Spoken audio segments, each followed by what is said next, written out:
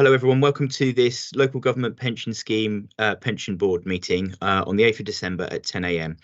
Before we start the meeting, I've just got a few announcements that I need to read, so if you just bear with me for one moment. Attendance at this meeting. The Council will be holding this meeting electronically. Members of the public may attend this meeting in electronic capacity, and there is a link on the Council's website for them to do so. Members of the board are asked to keep their microphones switched off until called to speak, and to switch their microphones off once they have finished speaking. Cameras may be left on throughout the meeting if members wish. If you experience connection or other technical issues, it may help to switch your camera off. Cameras should be switched on if and when speaking in the meeting. To indicate a wish to speak, members should use the raise hand function. Use of the meeting chat function is exclusively for voting. At the end of the debate on each item of business, there will be a vote. Members should vote using the meeting chat function by indicating for, against, or abstain. I will declare the result after each vote. Breaks of at least 15 minutes will be held every 2 hours and will be taken after a speaker in the debate has finished speaking. If we are voting, the vote will be concluded before the break is taken. Other breaks will be incorporated as appropriate. There are some membership changes. We welcome Sharon Moore, who has been appointed to a full member of the board and previously had been a member standing substitute of the board. And we also welcome Martin Keenan, who has been appointed as a member standing substitute of the board. We've received some apologies. So we've received apologies for Sarah Ansell and James Kidd. And instead of doing a round of introductions, I'd like the first time that each person speaks, if they could introduce themselves and explain who they are and what they do. Thank you. That would be appreciated. So, declarations of interest. Could members declare any financial or pecuniary interest related to specific matters on the agenda? They can either do that now, or they can have another chance at the beginning of each item. They may wish to declare any interest that relate to that particular item.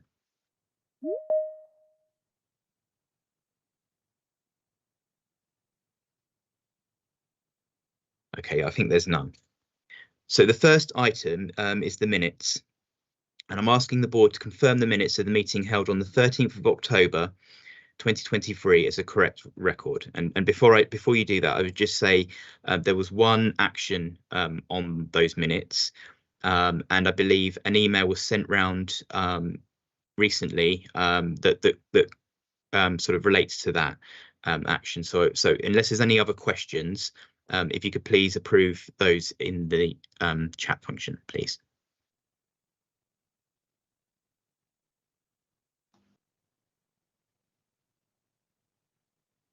Gail, did you want to make a comment? Yes, thank you, Chair. To introduce myself, I'm Gail Johnson. I'm a retired accountant, a pensioner member of this scheme. It's just one small point, actually. It's just a typo, I think, which is point 6.4 on agenda page 9. I think we're saying that no employers had an interest in joining the scheme. We should be saying no employers had no interest in joining the scheme, I think. Sorry, Deborah, I didn't spot that first time off, or I could have just mentioned it to you. Okay, I think if it's just a typo, I think that can be easily remedied. So thank you for that. Thank you. Noted, I'll pick that up. But notwithstanding that, could you please agree those in the chat? Thank you.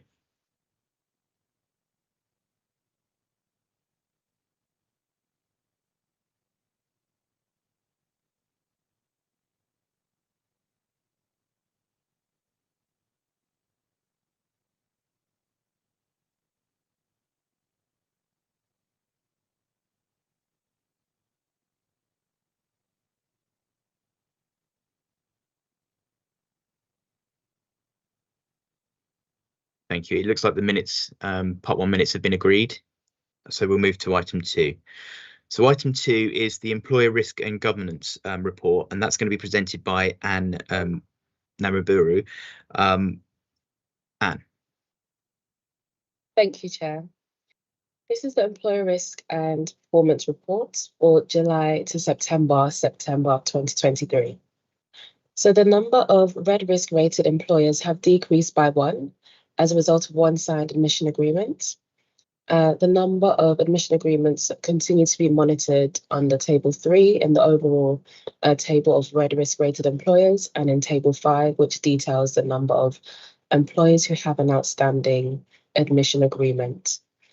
So Table 3 outlines the number of employers within each red risk category, which is being closely monitored by fund officers. We are continuing to tighten down on the number of employers with outstanding deficits through regular engagement with the employers and fund officers. The number of outstanding admission agreements are outlined in Table 5. We are continuing to work with our legal team on those employers to ensure that the over a year category continues to be addressed. All employers are engaging. However, it is quite elevated due to an increased level of admissions from last quarter. And as some employers had informed the fund of their 2P arrangements some months after their actual 2P transfer date. And those were the only things that I wanted to highlight in this report. However, I'm happy to take any questions, please. Thank you, Anne. Are there any questions? Gail. Yes, thank you. Actually, and I think this is a question for Rob, because it's Table 6, and that's the progress with the 22-23 audit. In fact, I think in terms of what's going on with local authority audits generally, we seem to be making good progress. But I wondered whether the 22-23 one is likely to conclude properly soon. Yep, thank you, Gail. So a quick update on the audit. We are still finalising a couple of outstanding information requests, but we are about, I would say, 95% through all of the requests. Having had a update meeting with the external auditors yesterday, I think the plan is to have the pension fund audit signed off by the end of January. I still don't have an update on the actual HCC audit, so I can't unfortunately give you an update on that. But as far as the pension fund is concerned, we hope to be finished by the 31st of January. Yes, thank you. Well, as I say, I think that is actually relatively good progress compared to a lot of other authorities. Thank you. Thank you, Gail. Are there any further questions? No, in that case, the recommendation is that the pension board notes the content of the report. So if you could please just confirm that in the chat. Thank you.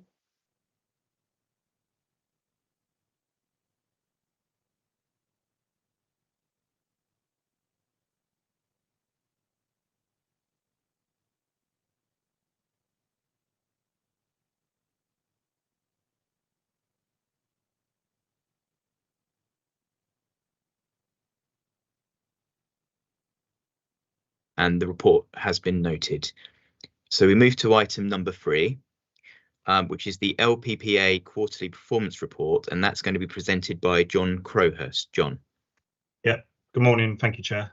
Morning, everyone. I'm John Crowhurst. I'm the Operations Director at LPPA, and we provide the administration service on behalf of Hertfordshire Pension Fund. So I'm going to talk you through the performance report that's in the pack today, which covers the period between July and September, and I will also give a more recent update as to what performance looks like now as well, given the time elapsed since the report was issued. So overall casework performance has been good. We've hit the service level agreement for the last 5 months consistently. So July, August and September, which you can see in your report, exceeded the overall 95% target. October, we finished on 96.7% and November 96.4%. As discussed with the board at previous meetings, the two key processes, retirements and bereavements, have also been trending in the right direction. So the retirement performance overall for Q2 was 95.6%. In October, it was 100% and 98% in November. And the bereavement process in Q2 was 92.8, 90.4 in October, and 97.6 in November. And we had a discussion at the last meeting with regards to the bereavement process specifically. So I'm pleased to report that the SLA is now being met on that sensitive process. In your reporting pack, I believe it's page 40. There's a new page that we've included in the performance report. And what that table shows is the amount of work that we've got in the system at the beginning of the period and at the end. So what that gives visibility to the board of is the amount of work that's being received, processed and outstanding. The outstanding work doesn't mean that we've got a backlog. We'd always be carrying work, and obviously those processes are being worked mainly to the SLA standards that we've got in place. But there's two things that I'll draw your attention to. Well, the main thing I'll draw your attention to is the deferred benefit process. You can see that almost doubled the amount of work that came in during the period. That was expected to a point, because that's when we're in the middle of processing your employer's year-end returns. But what it does show is that there's a lot of levers that we weren't aware of until year end, which is why it's so important that we work together to improve the take up of the monthly return submissions, so that we're getting these notifications throughout the year. So what I'd expect you to see from the Q3 report is those numbers to start to trend down, because we would have finished the year end processing. We've got help desk performance in the report now. So this is the first time for a couple of years since we changed the system that it's back to being client specific. So the call information that you can see in the pack today is all in relation to calls from Hertfordshire pension fund members. So that is now client specific. On average, we receive about 1,600 calls on a monthly basis, and the average wait is still between 3 and 5 minutes. We've got a non-contractual target of around 4 minutes, and I'm pleased again to report that following the annual benefit statements being issued, that the call wait times didn't significantly increase like they did last year. So the work that's been done in the help desk to deploy and take calls has worked, and we haven't seen significant increases in average wait times. Again, in the report, the satisfaction scores that you can see in there from the help desk and the retirement process are again just in respect of Hertfordshire members that have responded to the surveys. So previously they were across all clients, and now they're client specific. Looking at the pension point registration, so this is the member portal, and you'll recall that when we changed system, everyone that was registered for the previous portal had to essentially re-register for the new portal, and the numbers are increasing, as you can see, each period. On average, we seem to see around 2,000 new registrations every quarter across the fund. I was expecting to see a spike actually between August and September following the annual benefit statements being issued, but we don't seem to have seen that yet. So obviously we'll be speaking to officers about what we can do jointly to continue to improve the sign up to the portal. And then on the data quality, you'll see that the common data scores remain steady, and the 5% that hasn't hit the standard is again mainly due to lost contact with deferred members. So the fund will decide when they would like to do a tracing exercise, and we do that periodically, probably every couple of years, to try and trace the deferred members that we've lost contact with, just to reassure the board that if we've got deferred members that are approaching retirement age and we've lost contact, then LPPA do use a third-party tracing service to make contact and try and pay the benefits. And then on the scheme specific data score, we've seen a drop of about 2.5%. And again, that is because we're in the middle of processing the year-end files. So we always see a dip around this time of year, and I expect that to start to recover during Q4 between January and March next year. So I don't think there's anything to be too concerned about with the data scores. Just a couple of quick business updates, then happy to take questions, Chair. In the report, you've got an appendix B, which provides some supplementary information to the board around some of the key activity that's been happening.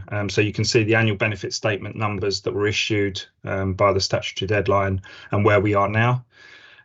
What's outstanding is mainly queries that we're working closely with employers to resolve. And as they're resolved, we issue a benefit statement. So, for example, if a query is resolved today, we'd be issuing a benefit statement via the portal to the member today. The monthly return submissions, that progress again is shown in a table in Appendix B.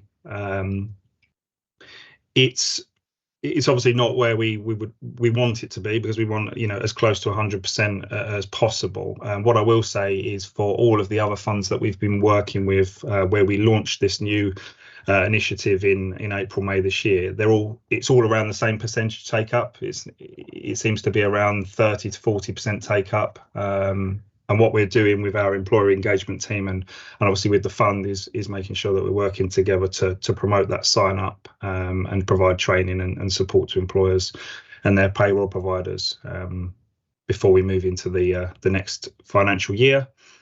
Last thing I'll mention is the complaints. So you can see in the report, I believe that there was 91 outstanding complaints during the point in time that we produced the report. I can say now that has reduced to around 65, so it's trending down. I've looked at some of the complaints. A lot of them, it is a bit of a lag indicator. So some of the issues that we're seeing now from members that are complaining are things that were issues in August and September. It is a mix of reasons why members are complaining, but I will say that the majority of them are still as a result of delays. And those delays can be apportioned to LPPA, to the employer, and to another third party. So what we've been doing in the background is spending some time looking at the elapsed time, so the end-to-end process for retirees, and looking at the things that take longer than expected, and indeed whether or not anything's changed since we changed pensions administration system. So what the plan will be is we're working closely with the fund to look at what we can do to positively influence those elapsed times and that member experience. And I would suggest that probably towards the end of Q4 or maybe Q1 next year, we can share where we've got to in the activity that we have planned with this pension board. So I'll pause there, Chair, and happy to take any questions. Thanks, John. I've just a quick question for myself. So I noticed the SLAs are improving, but the satisfaction scores aren't necessarily matching that and showing that.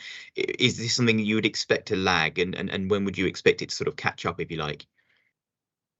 Yeah, yes. So we've looked at quite a few of these, and as I say, we've looked at the elapsed time, and it is a mix in terms of what's causing the delay. So it could be that we're notified late by an employer that someone's retiring, for example. It could be that we're taking longer than we were previously to do the processing, or it could be another third party.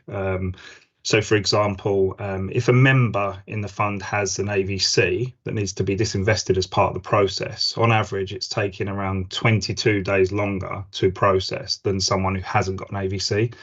So what we're doing with the officers at the fund is talking about how we can improve the process end to end, which includes having sensible conversations with AVC providers and employers, and indeed looking at our own processes to improve that. So in terms of when would I expect it to start improving, I mean, I would like to start seeing it improve during Q4, but it's a difficult one because there's so many moving parts. But as I say, what we'll do is we'll probably give some supplementary information maybe at the next board that gives you an overview as to what we're finding and the actions that we've got planned to rectify that. Thank you for the answer. Tim. Thanks, Chairman. Tim Perkins, standing member rep. Previously Chief Officer of Abbots Langley Parish Council, and now thankfully a retired member. John, I was just going through the report last night and going back through some of my notes, and you actually touched on something that I was going to raise. The missing members, who presumably are deferred members, who should be in receipt of benefits, but you haven't got current addresses for and contact details. Can you just give us a sort of scope of what that number is? Is it a few? Or is it a significant, just a scope of what that number is? That is a good question. Yeah, sorry, Tim, go on. No, I was just going to say, and I'll be absolutely gobsmacked if you haven't got that to hand, but I probably won't blame you if you haven't. So, if you could let us know, that'd be absolutely fine. Yeah, no, that's fine. I haven't got it to hand, but yeah, what I'll do for the I'm happy to take this away as an action, and we'll report back. But of the deferred members that we've lost contact with, I'll split them into those that could have already been in receipt of a pension and those that have not reached retirement age. That's fine. I can do that.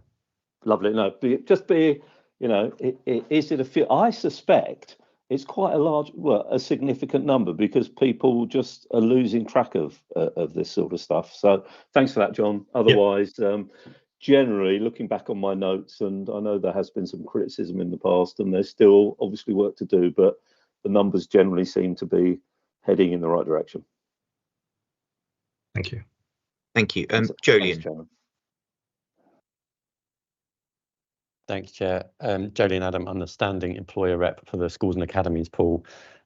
Just one comment and then a question, and the comment's a little bit on Tim's point and your one about the sign up to the pension point as a deferred member. Yeah, I do remember I got getting some emails a few months ago sort of about pension point, and then not a lot of comms since then. So probably a lot of people in that boat. So maybe, as you said, you'll talk to the officers about what kind of campaign needs to be run to get that higher. The question was about there was an element of the autumn statement a couple of weeks ago, announcement on a consultation around a reform to pensions, looking at having a situation in the UK where employees, when they move employer, can have their new employer pay into their old pension scheme. And it obviously sounds like a fairly enormous change and a number of years down the line. I just wondered from an LPP perspective, because you're obviously plugged into the industry quite well and probably aware of when that consultation may be coming out.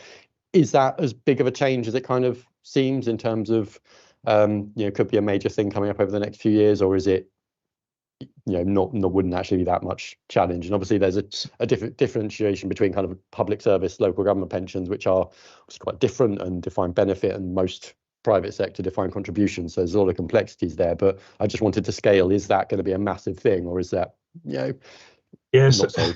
Yeah, so I don't know the exact answer. So with regards to that and sort of horizon scanning, so things that may be coming in the future that may impact the scheme. So our risk and compliance function will be reviewing all of that and the consultations. And obviously, if we as an administrator can respond, we normally do.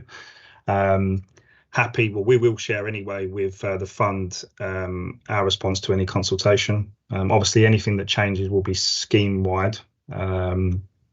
But I don't know what the impact will be at this stage, and we haven't discussed it in great detail with our risk and compliance function. So I'm happy again, Jolien, to take that away as an action, and we can let you know where we're at with that at LPPA. Okay, thanks. Thank you. And Sharon. Thank you. I'm Sharon. I'm a member rep as a deferred member and former pensions manager at University of Hertfordshire. Thank you, John, for all those updates. That's really helpful to hear, and particularly interested, obviously, in the data quality project and how that progresses. I wanted to ask a question about the bereavement casework. You've helpfully given an update on that and reassured us that that has recently improved. The service levels for those cases have recently improved. But I wanted to ask about how confident you are about maintaining that over the winter period. We're obviously coming into that, unfortunately, a busy time in the pensions industry for bereavement cases over the winter. So I just wanted to check your confidence levels that you'll be able to maintain that important process.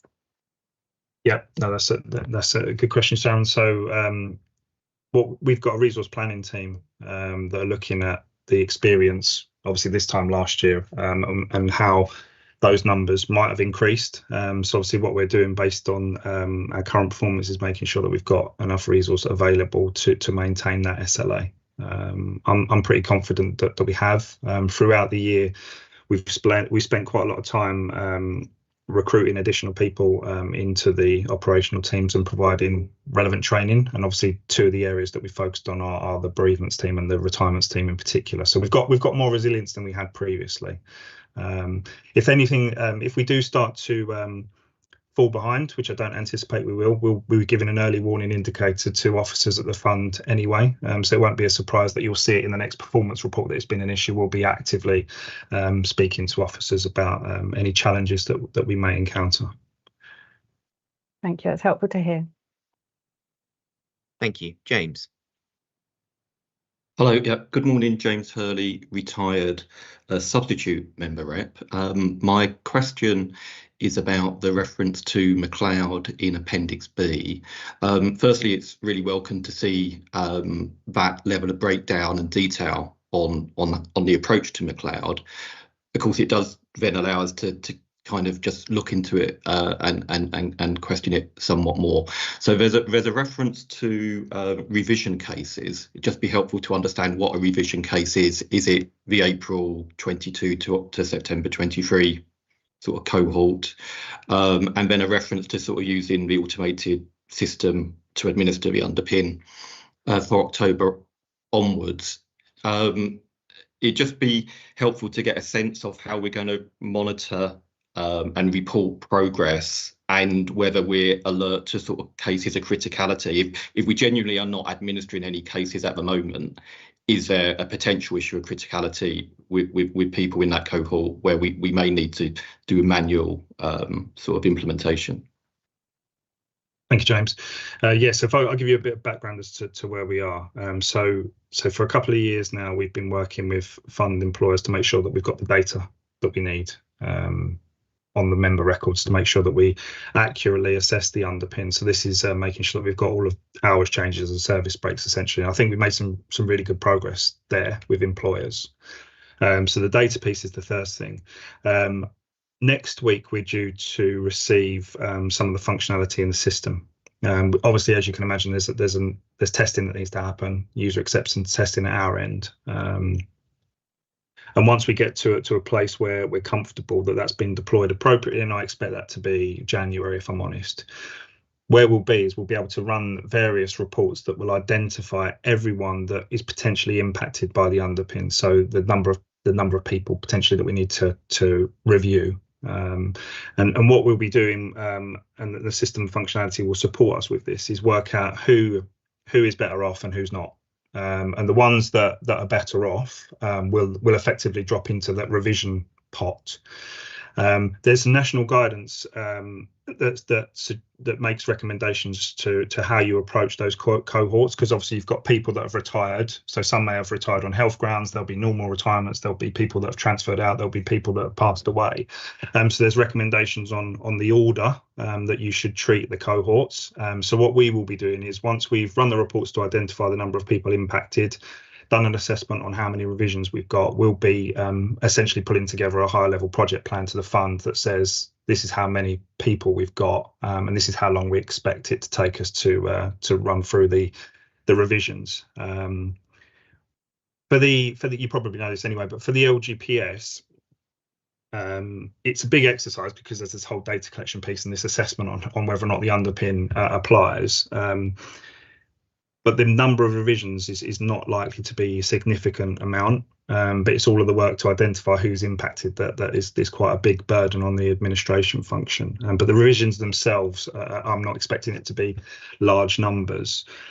Just to reassure you that there isn't any pension payments being held up as a result of the system functionality not being available. If someone retires now, we're paying the benefits under the care scheme. And we'll review them once we get the system functionality. So there isn't any payments being held up as a result of this.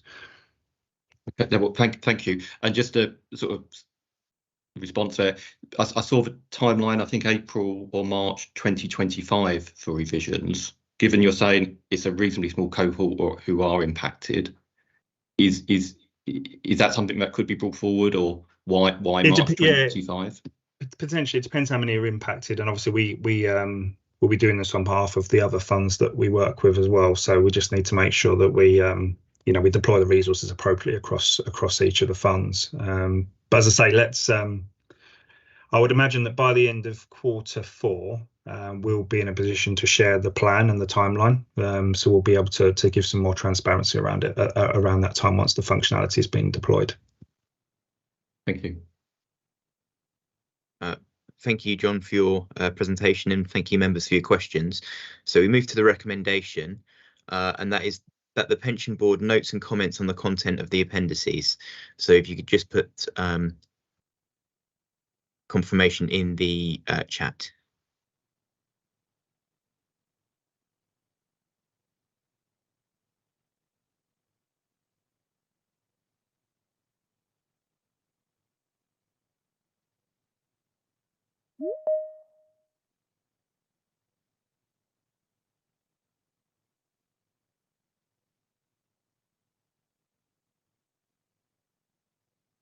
Thank you, and that's noted. So we're going to move to item 4 now. Item 4 is the risk register report, and I think Rob is going to present that to us. Thank you. That's correct. Thank you, Chair. So I'm Robert Winterton. I'm the Finance Manager for the Hertfordshire Pension Fund. So yes, this is the risk register report for the quarter ending September 2023. Officers feel that the current ratings are at an adequate level and should remain the same as what we scored them as at the April to June 2023 period. We have made one change, which is shown in paragraph 5.1 of the report, and this is risk B7. It was previously headed up as Russia's invasion of Ukraine, but it's been changed now to geopolitical instability, and we've amended this risk to include the recent events in the Israel and Hamas conflict rather than creating a new risk. Paragraph 6 of the report just shows some post-September updates, again looking at the Middle East conflict and if there's any effect on the investment returns. There's a funding position update as of the 31st of October, and also just a note around cyber risk training that took place on the 7th of November. That's all I was going to mention on the cover report, but happy to take any questions. Thank you, Rob. Are there any questions? Gail. Thank you, Rob. I was just wanted to talk again about B7. Is it in the right place if it's called geopolitical instability? What it's actually referring to, where it is at the moment, is investments in parties to a war zone, isn't it? I think giving it a green rating and calling it geopolitical instability makes us look a bit complacent. Ought it not to be in A, which is where your main note about the the possible knock-on effects? Okay. Lies. We can definitely review that. I mean this the register is reviewed or overlooked by our investment consultant Mercer and also Hyman's, and it was also a Mercer suggestion with the agreement of officers of renaming it, but we can definitely look at if it should be in section A rather than B. We'll definitely take that comment on board. No problem with renaming it. That is a risk, but I'm not sure the way it is at the moment that it's in the right place. No, we'll definitely review that for you, or for everyone, and make note for the next risk register. Thank you. Thank you. Are there any further questions? Okay, and then we'll move to the recommendation. And the recommendation is that the pension board notes and comments on the contents of these appendices. And if you could put your confirmation in the chat, please.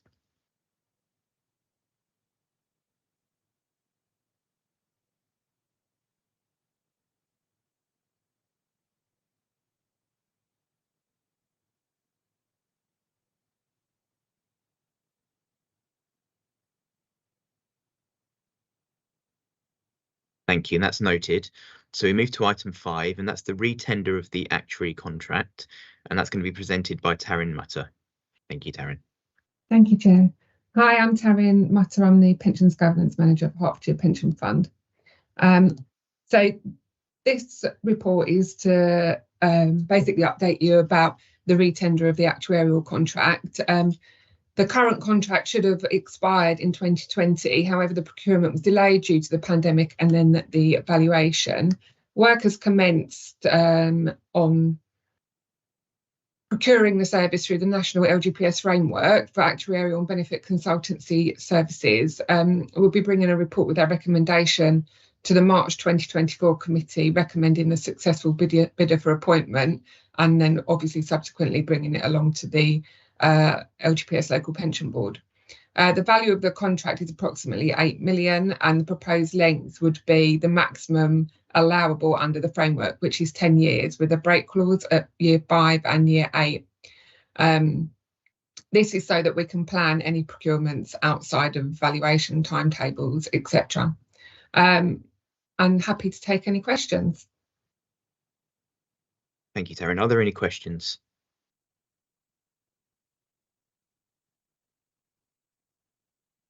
No? Okay, then we're going to move to the recommendation. And the recommendation is that the pension board notes and comments on the contents of the report and the risk register at Appendix A. You please confirm in the chat.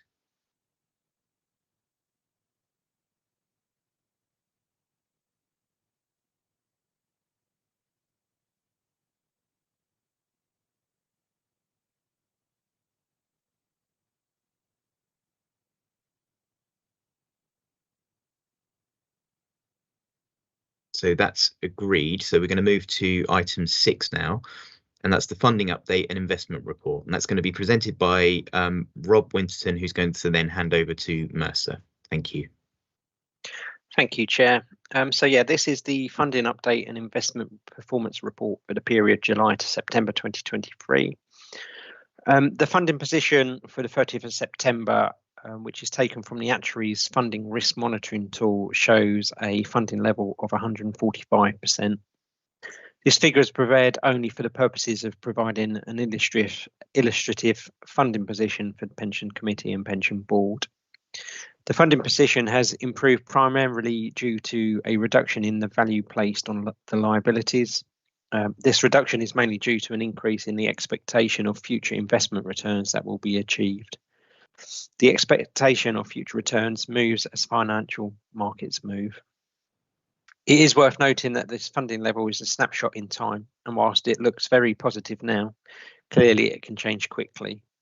Whilst it's useful to look at the funding level, no knee-jerk reaction should be taken. Our actuary will continue to monitor the position in the run-up to the next formal valuation to evaluate the potential position formally at that time. Just quickly moving on to the investment performance. The performance for the quarter to 30th September 2023 was negative 0.1%, but it's actually outperformed the fund's benchmark of negative 0.3%. This is shown in table 1 of the cover report, along with the performances for years 1, 3, 5 and 10. I'll now pass over to Jonathan from Mercer to talk through Appendix B.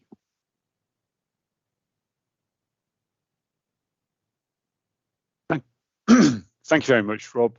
My name's Jonathan Crowther. I'm the investment consultant at Mercer, so working with Sandy Dixon and sitting in for Pete Gent, who's currently on paternity leave. Thanks for the information there, Rob. Yeah, just running through the dashboard quickly. Funding level improved. Again, worth taking out a little bit of a pinch of salt, given that it's on estimated information, but needless to say, the fund's in a relatively strong position at this point in time. Looking at the markets and moving to the investment returns, over the period June to September, we saw equities tick up in July, but then fell away in August and September. And why was that? Well, growth had been fairly steady and resilient through the year up until June, July, although throughout that period, inflation has been a concern and interest rates have been rising. We saw more interest rate rises in July, both across the Atlantic in the US and the Bank of England following suit. More rises from the Bank of England in August. And at that point, things started to change in that growth started to run out of steam. I think there was a lack of good news in equity markets about what might be going forward. And central banks were pretty hawkish, talking about interest rates staying longer, higher for longer than previously been expected. And what this led to was really a pullback in equity markets and a sell-off in bonds with yields spiking. So overall, the impact, as Rob mentioned, on the fund and the benchmark was to be slightly down over the quarter in terms of the overall fund and just slightly a better benchmark. Looking out to the longer term, the performance has remained pretty good. At 5 years and 10 years, it's significantly outperformed the benchmark, and that's allowing for fees as well. So I think it's been quite a strong performance for the fund, which is a good sign of the medium to long term. As we progress through September into October and November, just slightly looking ahead to what will come at the next meeting, equity markets have recovered because I think inflation's now started dropping and the narrative is changing with central banks. Whilst they're maintaining a rearguard action, the market's starting to look more positively at rate reductions coming through at some point in early 2024. So unless there's any more comments, that's where I sort of hand over back to the chairman and see if there's any questions. Thank you very much. Are there any questions either for Rob or for Jonathan? Just going to check. Okay. Can't see that there's any questions or comments. So we're going to move to the recommendation, and that is that the pension board notes the funding and investment performance reports. And if you could confirm in the chat, please.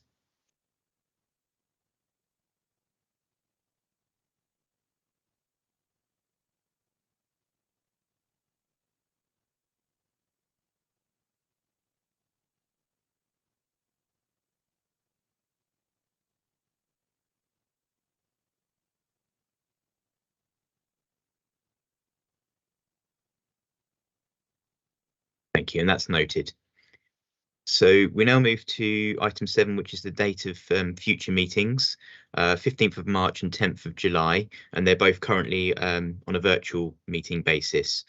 So that we don't need a vote on that, but that's just for information.